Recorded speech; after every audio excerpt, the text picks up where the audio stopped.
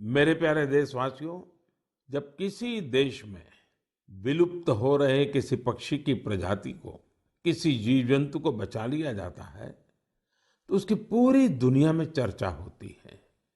हमारे देश में ऐसी अनेकों महान परंपराएं भी हैं जो लुप्त हो चुकी थी, लोगों के मन मस्तिष्क से हट चुकी थी। लेकिन अब इन्हें जनभागीदारी की शक्ति से पुनर्जीवित करने का प्रयास हो रहा है। तो इसकी चर्चा के लिए मन की बात से बेहतर मंच और क्या होगा।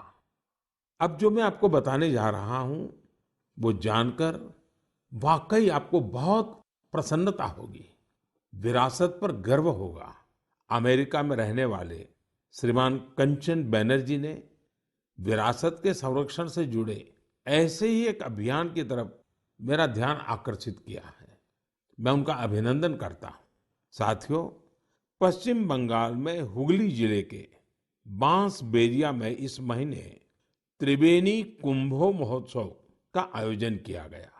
इसमें 8 लाख से ज्यादा श्रद्धालु शामिल हुए। लेकिन क्या आप जानते हैं कि ये इतना विशेष क्यों है? विशेष इसलिए क्योंकि इस प्रथा को 700 साल के बाद पुनर्जीवित किया गया है। यूं तो ये परंपरा हजारों वर्ष पुरानी है, लेकिन दुर्भाग्य से 700 साल पहले बंगाल के त्रिबेनी में होने वाला ये महोत्सव बंद हो गया था। इसे आजादी के बाद शुरू किया जाना चाहिए था, लेकिन वो भी नहीं हो पाया। 2 वर्ष पहले स्थानीय लोग और त्रिबेनी कुंभो परिचालना समिति के माध्यम से ये महोत्सव फिर शुरू हुआ है।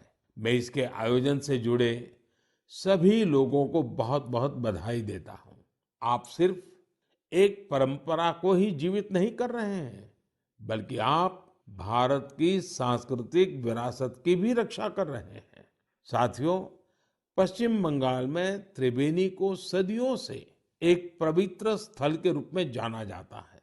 इसका उल्लेख विभिन्न मंगल काव्य, वैष्णव साहित्य, शाक्त साहित्य और अन्य बंगाली साहित्यिक कृतियों में भी मिलता है। विभिन्न ऐतिहासिक दस्तावेजों से यह पता चलता है कि कभी यह क्षेत्र संस्कृत शिक्षा और भारतीय संस्कृति का केंद्र था। कई संत इसे माघ संक्रांति में कुंभ स्नान के लिए पवित्र स्थान मानते हैं।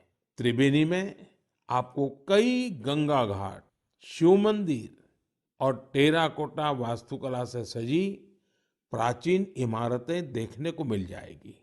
त्रिबेनी की विरासत को पुनर्स्थापित करने और कुंभ परंपरा के गौरव को पुनर्जीवित करने के लिए यहाँ पिछले साल कुंभ मेले का आयोजन किया गया था।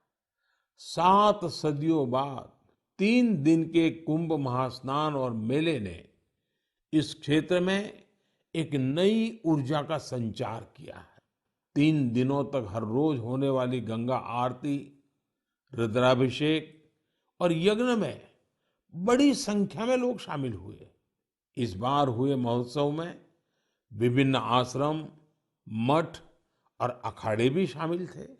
बंगाली परंपराओं से जुड़ी विभिन्न विधाएं जैसे कीर्तन, बाउल, गोडियो नृत्य, श्रीखोल, पोटेर गान, छऊ नाच शाम के कार्यक्रमों में आकर्षण का केंद्र बने थे।